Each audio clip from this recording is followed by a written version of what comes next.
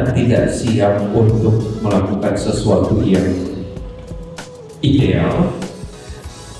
Dalam hal ini ideal tim fasilitasi, karena sudah dibentuk tim fasilitasi, maka tidak perlu kita lakukan, kita perlu sederhanakan. Artinya kesiapan melakukan proyek juga bergantung pada kesiapan sekolah. Sarprasnya, banyak tidaknya guru untuk memfasilitasinya, karena dengan proyek yang besar fasilitasi juga pasti akan lebih repot. Yang sudah itu, Ibu dan Bapak, tim fasilitasi itu harus memfasilitasi proyek di kelas 10-1 misalnya, tetapi dia juga ada jam ngajar di kelas-kelas. Kan gitu ya? Jadi bingung, saya mau ngajar atau fasilitasi? Kalau ngajar intra, fasilitasi kok saya intra aja. Atau sebaliknya, saya pilih kurikuler aja.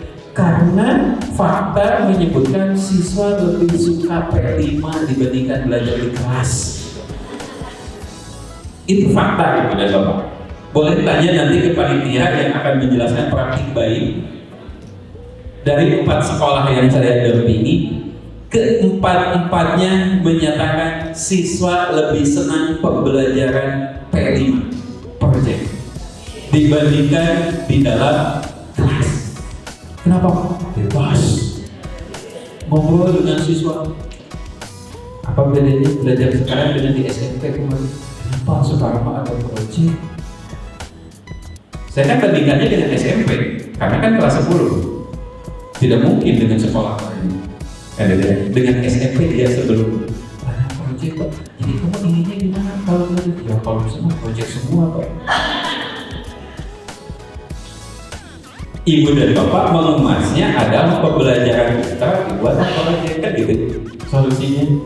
Meskipun tidak semuanya bisa diproyekkan. Proyek dengan proyek beda ya. Ada proyek, ada proyek beda ya kalau proyek ya. Jadi tidak bisa diproyek.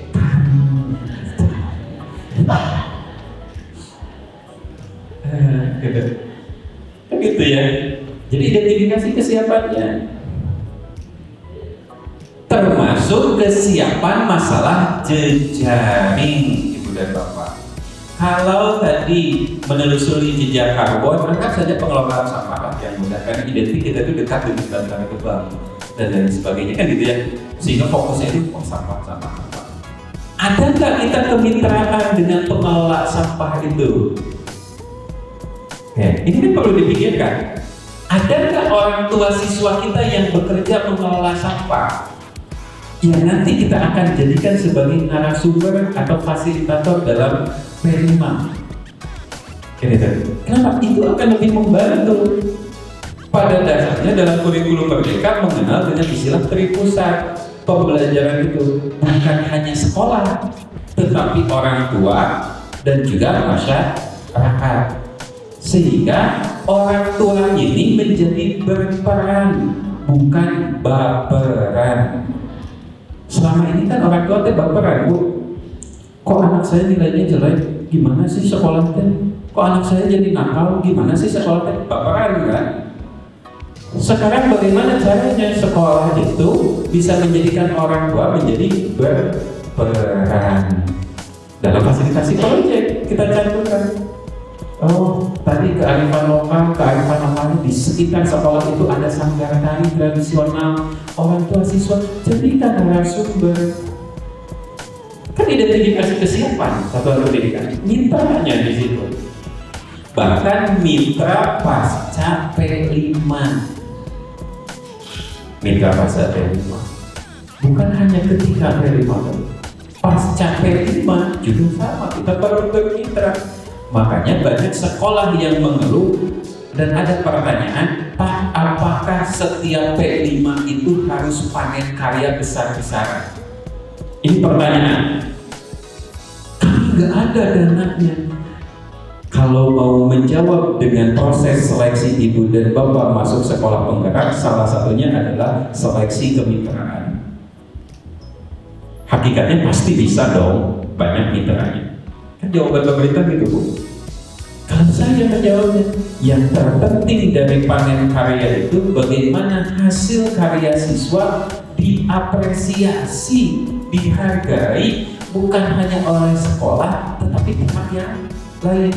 Ya kalau tidak bisa besar-besaran, undanglah sebagian orang tua, undanglah sebagian masyarakat saja. Syukuran masih kuning gitu. Intinya dihargai kan, bentuk penghargaan. Kalau ujungnya ada karya tulis ilmiah, datangkanlah satu dua orang untuk menilai karya ilmiah yang lain misalnya. Jadi tidak perlu besar-besaran semua. Meskipun kadang sekolah punya etikat, sekolah saya harus terlihat oleh masyarakat. Kalau ada yang berbeda di tahun, kan gitu ya. Boleh.